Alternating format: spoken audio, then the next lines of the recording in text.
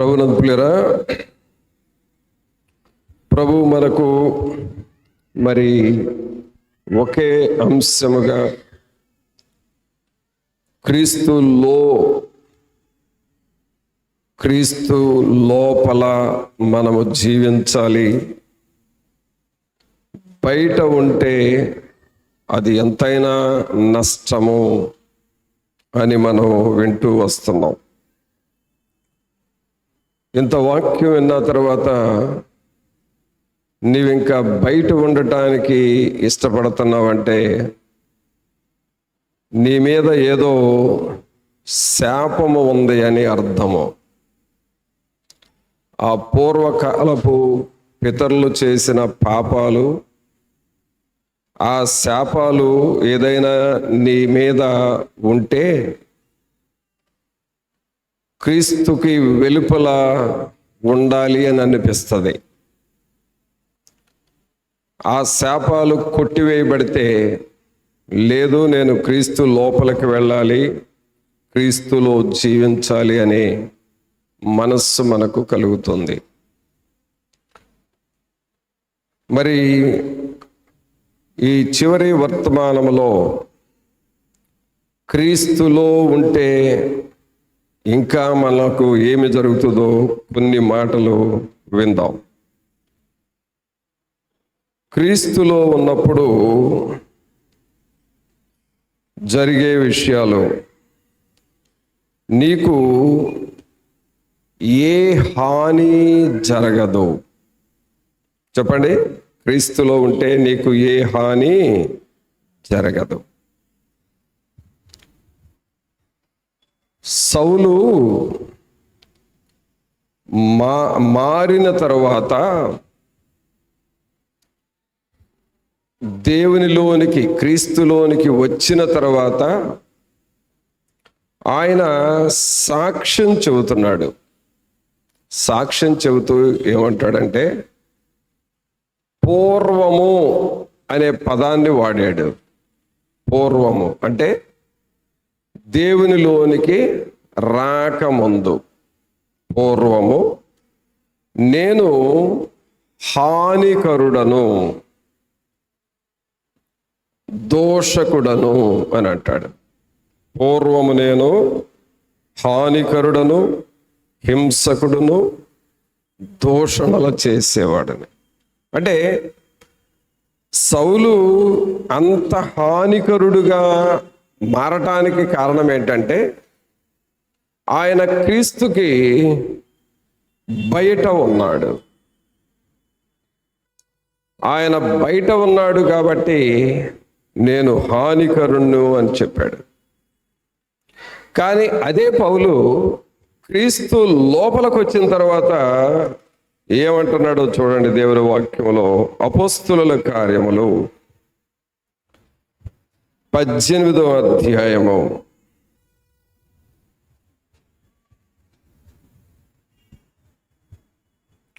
18వ అధ్యాయము 9వ వచనం నుండి చదువుదాం. రాత్రివేళ దర్శనమందు ప్రభువు నీవు భయపడక మాట్లాడుము, మౌనముగా ఉండకము, నేను నీకు తోడై ఉన్నాను, నీకు హాని చేయుటకు నీ మీదికి ఎవడును రాడు. ఈ పట్టణములో గమనించండి, ఈ పౌలు సౌలుగా ఉన్నప్పుడు నేను హానికరుడను, దోషకుడను, హింసకుడను అని చెబుతూ ఉన్నాడు. ఇప్పుడు ఈయన అది ఎప్పుడు క్రీస్తుకి బయట ఉన్నప్పుడు, లోకానుసారముగా లోకరీత్యా ఉంటున్నప్పుడు. ఆ తర్వాత క్రీస్తు లోపలికి వచ్చిన తర్వాత దేవుడు ఈయనతో ఏమంటున్నాడంటే, నేను నీకు తోడై ఉన్నాను, నీకు హాని చేయుటకు నీ మీదికి ఎవడునూ రాడు. అనగా నీకు హాని కలుగదు. ఎందుకంటే నీవు నాలో ఉన్నావు, ఆయన పౌలు క్రీస్తులో ఉన్నాడు. ప్రభునంతులరా, మనము దేవునిలో పూర్తిగా నిమగ్నమైపోతే, దేవునిలో మనము జీవిస్తూ ఉంటే హానికరమైనది ఏది కూడా మనలను తాకదు. ఏ వ్యక్తి మనకు హాని చేయలేడు.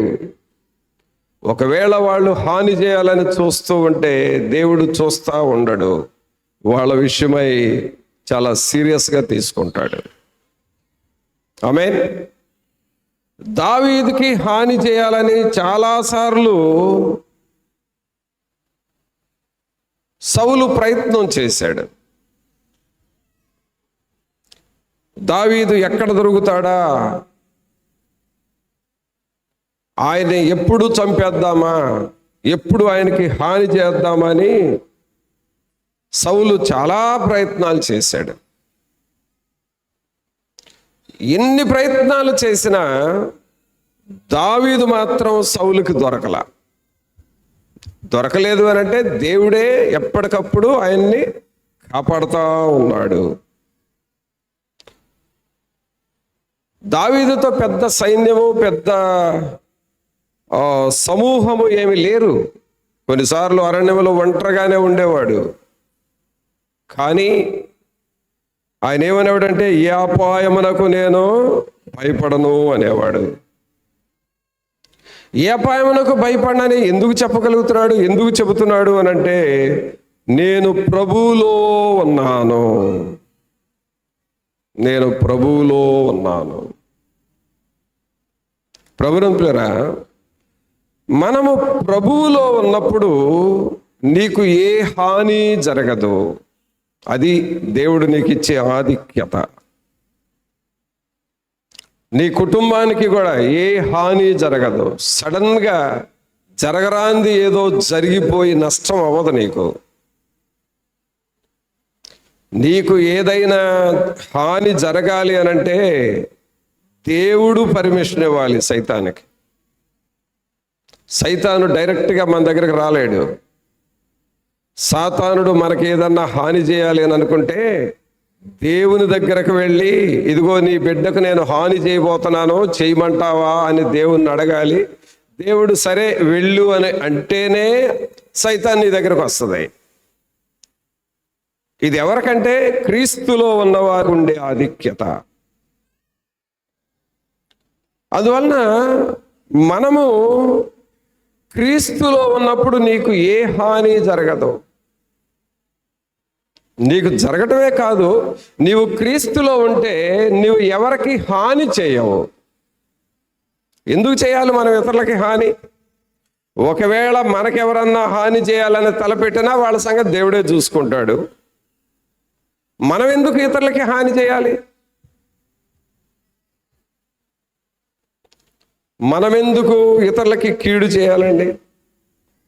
కావున పిల్లరా, ఇక్కడ పౌలు గారితో అంటున్నాడు 10వ వచనంలో, నేను నీకు తోడై ఉన్నాను, నీకు హాని చేయుటకు నీ మీదికి ఎవడునూ రాడు.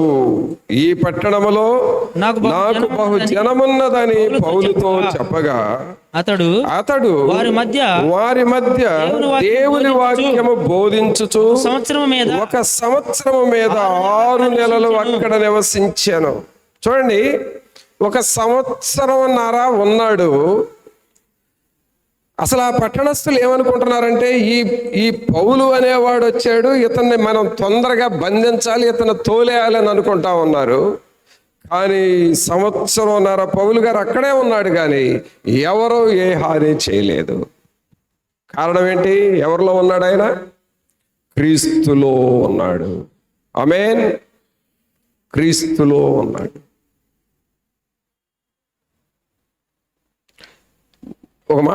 ఒక మాట నాకు గుర్తొస్తుంది, చెప్తాను వినండి. తెల్లటి డ్రెస్సు వేసుకొని తెల్లటి డ్రెస్ వేసుకొని ఈ మెడలో స్టెతస్కోప్ పట్టుకొని ఒక వ్యక్తి నడిచి వెళ్తుంటే ఆయన చూడగానే మనం ఏమనుకుంటామండి? డాక్టర్ గారు అని అనుకుంటాం.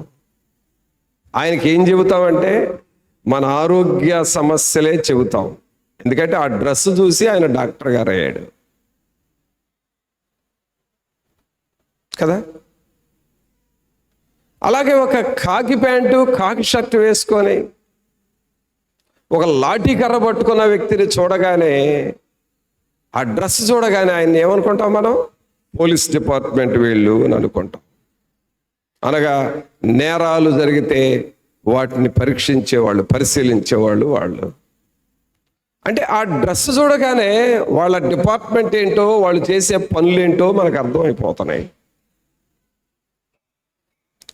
అయితే క్రీస్తులో ఉన్న వారి యొక్క పరిస్థితి ఏమిటి అనంటే, క్రీస్తులో మనం ఉన్నాము కాబట్టి క్రీస్తు యొక్క అధికారము మనలో ఉంటది. ఆమేన్. మనలో క్రీస్తు ఉన్నప్పుడు దేవుడు మనకిచ్చిన అధికారము, ఆ శిష్యులకి ఏం చెప్పాడు చూడండి.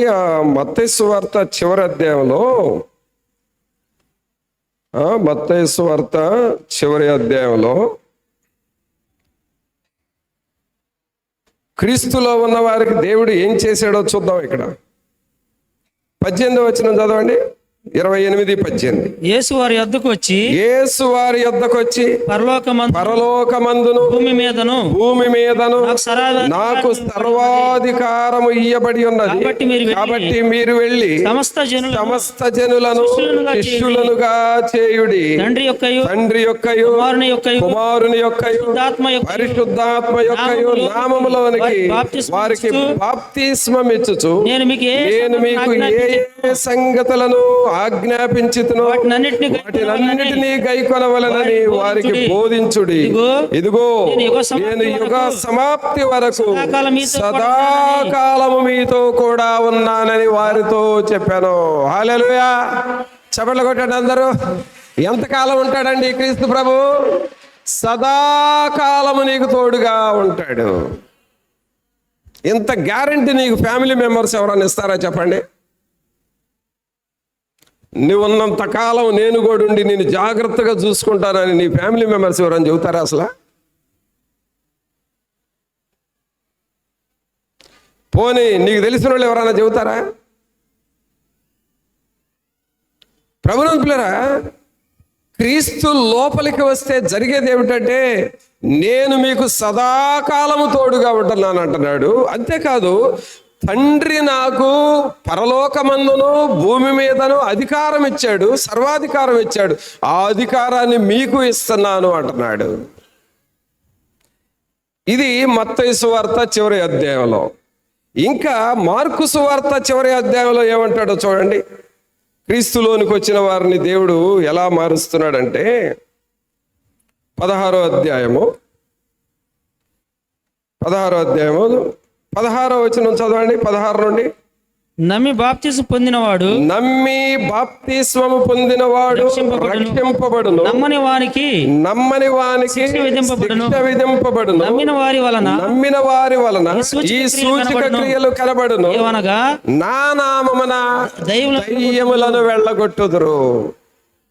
చూసారా, నువ్వు క్రీస్తులోనికి వస్తే దయ్యాన్ని చూసి నువ్వు వణకవు, నిన్ను చూసి దయ్యం వణికి పారిపోతుంది. అది క్రీస్తులోనికి రావటం అంటే.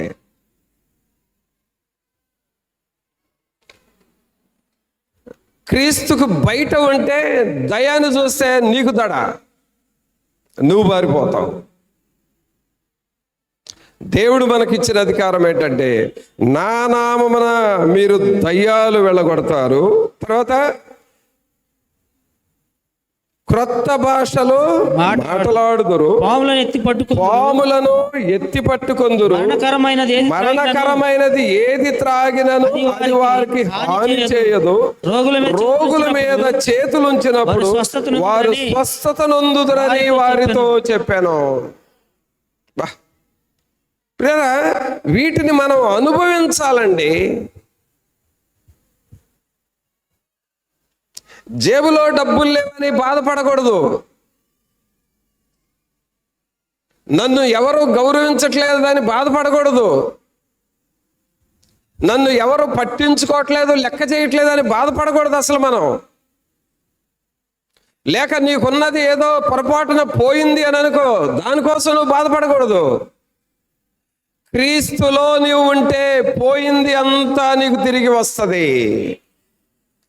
పోయిన పంట అంతా తిరిగి వస్తుంది. నువ్వు ఏది లాస్ అయ్యావో అదంతా నీకు తిరిగి వస్తుంది. ఎందుకంటే మనం క్రీస్తులో ఉన్నాము. క్రీస్తులో ఉన్నవారు రోగుల కొరకు ప్రార్థన చేస్తే వారికి స్వస్థత వస్తుంది. క్రీస్తులో ఉన్నవారు దయ్యాల కొరకు ప్రార్థన చేస్తే అవి పారిపోతాయి. క్రీస్తులో ఉన్నవారు చనిపోయే వారి కొరకు ప్రార్థన చేసిన వాళ్ళు తిరిగి బ్రతుకుతారు.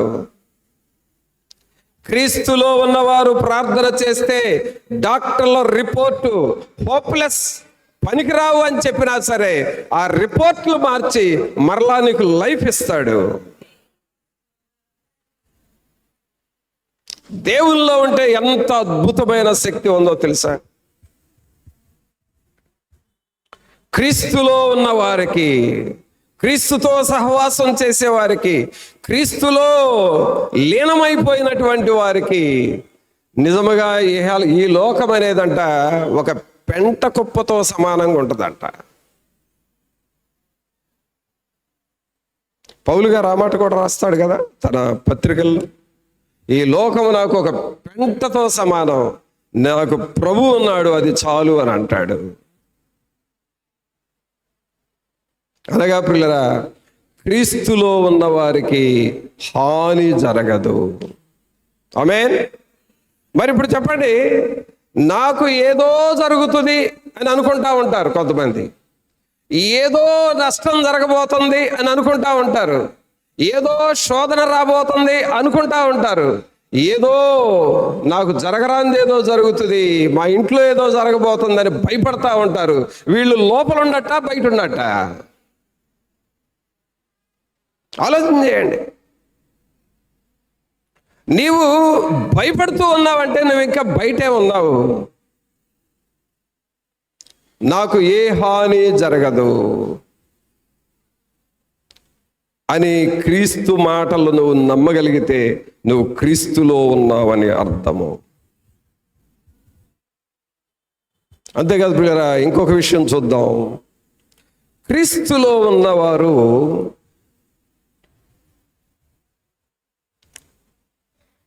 నేను ఒంటరిదాన్నే, నేను ఒంటరివాడినే, నాకు ఎవరూ లేరు అనే ఆ లోన్లీ ఫీలింగ్, ఒంటరితనం అనేది వాళ్ళలో ఉండదు అసలు.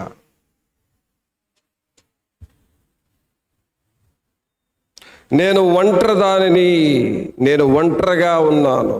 చాలామంది యొక్క మైండ్ ఇక్కడ సప్రెస్ అవుతూ ఉంటుంది, అణిచివేయబడతా ఉంటుంది. ఏముందబ్బా, ఎవరున్నారు నాకు, నన్ను చూసేవాళ్ళు, నన్ను పట్టించుకునేవాళ్ళు, నాకు సహాయపడేవాళ్ళు ఎవరున్నారబ్బా, నేను ఒంటరిని అయిపోయాను, నేను ఒంటరిదాన్ని అయిపోయానని ఆ బాధ అనుభవిస్తూ ఉంటారు.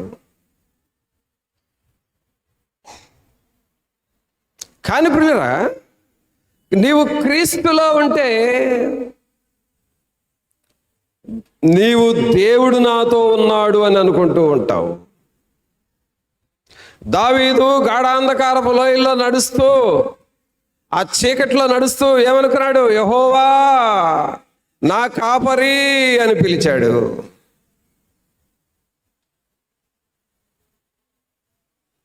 అనగా ప్రభు నీతో ఉన్నాడు అని అనుకుంటా ఉంటావు.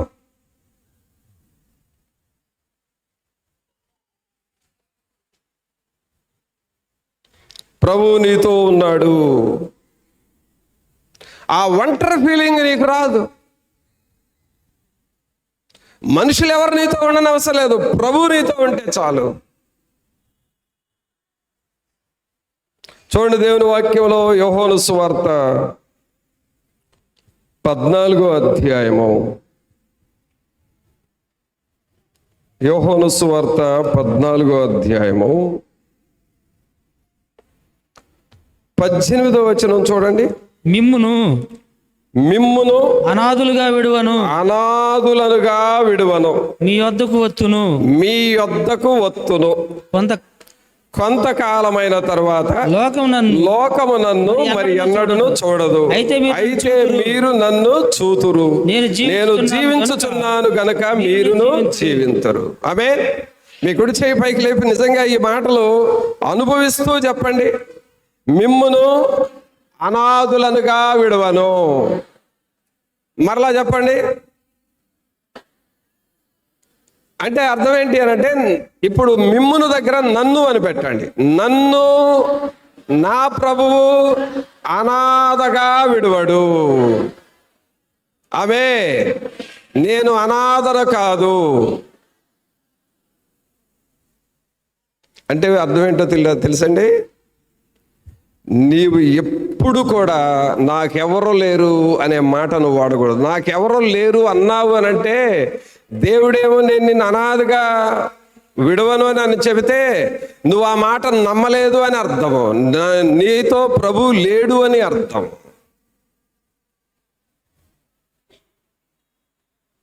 తర్వాత ఏమంటున్నాడు? మిమ్మును అనాథలుగా విడవను అంటున్నాడు. తర్వాత ఏమన్నాడు? నేను మీ యొద్దకు వత్తును. ఆమేన్. అంటే ఇప్పుడు మనందరము దేవుని సన్నిధిలో ఉన్నప్పుడు ప్రభు ఏమంటున్నాడు? నేను మీ యొద్దకు వత్తును అనగా ఆయన మన మధ్య ఉన్నాడు.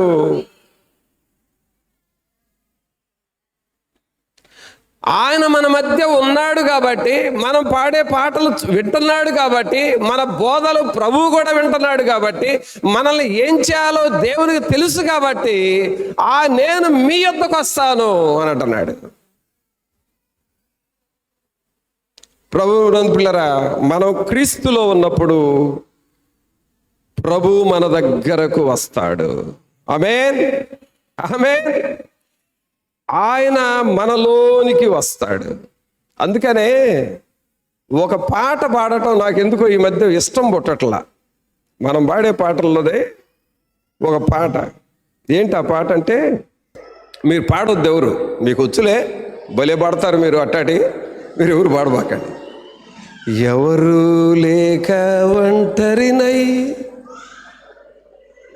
మీరు అని ఇప్పుడు మీ మనసులో అనుకున్నారు. ముట్టికాయలు పడతాయి, జాగ్రత్త.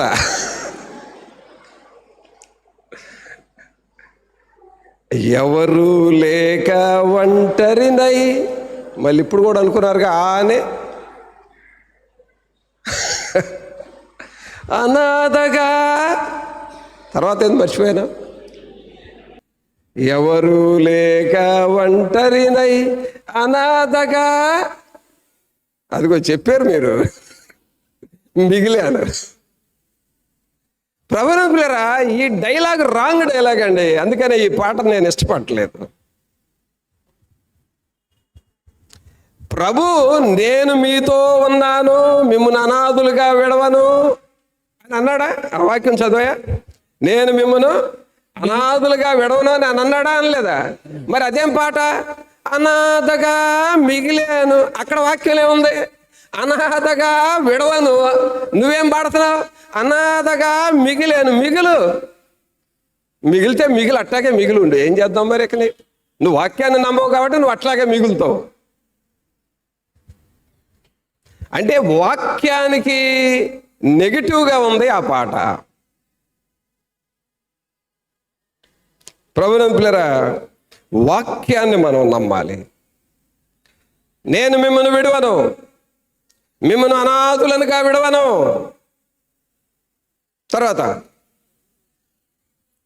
మీ వద్దకు వత్తును. నువ్వు ఏ స్పిరిట్లో ఉండి చదువుతున్నావో నాకు అర్థమైపోతుంది. ప్రార్థనతో ఉండాలయా.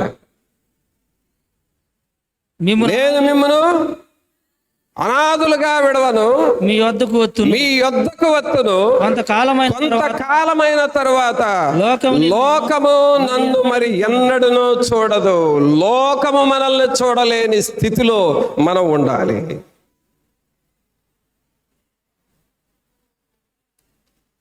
ప్రార్థనతో ఉండాలండి. ఇక్కడ నేను ఒక పాట స్టార్ట్ చేశానంటే నువ్వు స్పిరిట్లో ఉంటే వెంటనే స్టార్ట్ చేస్తావు పాట, లేకపోతే ఎక్కడో ధ్యాసలో ఉంటావు.